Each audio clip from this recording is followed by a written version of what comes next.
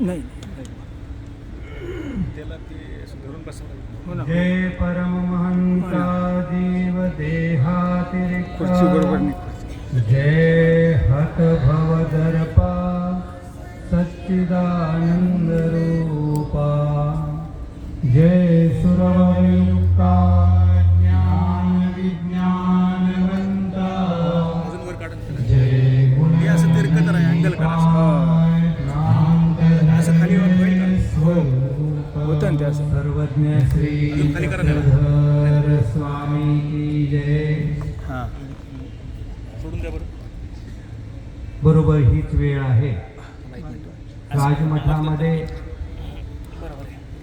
बाईसा तिरपं होतं येते. एक मिनिट थांबा. मध्यंतरी करा. भक्तजनांसह बस बस ओके. संध्याकाळचा पूजा अवसर अर्चन करते आहे, ज्यामध्ये भक्तजनांसह वरविदांनी दाटी केलेली आहे. अशा संध्या सुरेळ समयी परचक्र पाणी त्या साधन द्यात्याच्या सायंकालीन पूजावसराची आठवण करत आपण सर्वजण स्वामींची असन्निधानी ऐकली श्रीमूर्ती आठवत अभिवादन करूयात.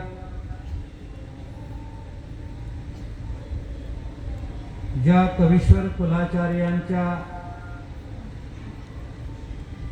संभाळी श्री खामणीकर पिढीचं कुलवंदन ज्या प्रसन्नतेने आपल्या सर्वांना वंदन करायला मिळालेलं आहे. प्रसन्न होनी प्रसाद दिला विशेष दाढेचा.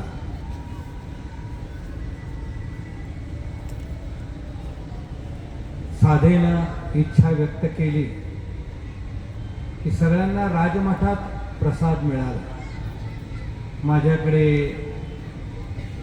कवाड धरावयाचं उलिंग आहे,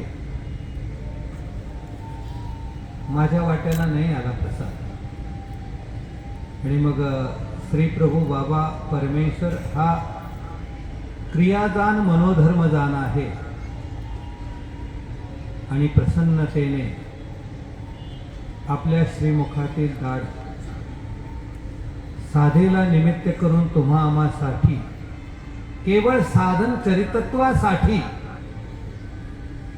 आणि आपला प्रसाद सेवेत होणाऱ्या 10 प्रकारचा लाभ अनुभवण्यासाठी हे वंदन उपलब्ध झालं. ज्यांनी करवलं त्यांच्या ज्ञान परंपरेला आठवत विद्यमान कवीश्वर कुलाचार्य बाबांनाही दंडवत प्रणाम करूयात. आम्ही सर्वजण ज्ञानाचे पायिक आहोत, उपासक आहोत आणि या ज्ञान परंपरेच्या पायिकामध्ये या ठिकाणी अनेक गुणांचे पुरुष आपल्या सर्वांसाठी न करिता आठवण, न करिता स्मरण,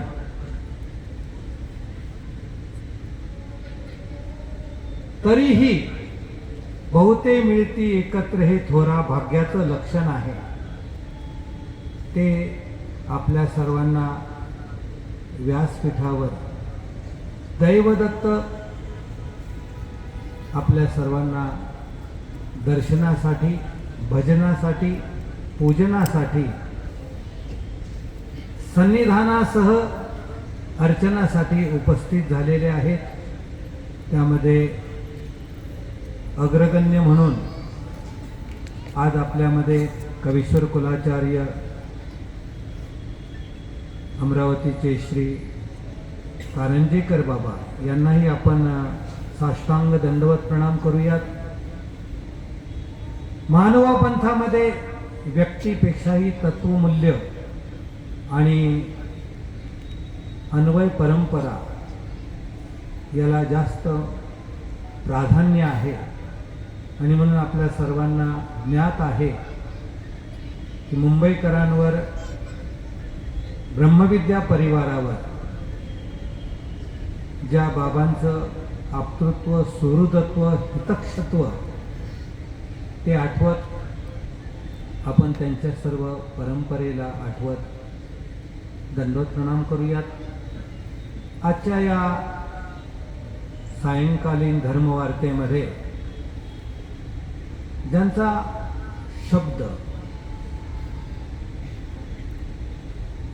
ज्यामध्ये पराघोळली वाणी आहे आणि शब्दी सामर्थ्यही आहे,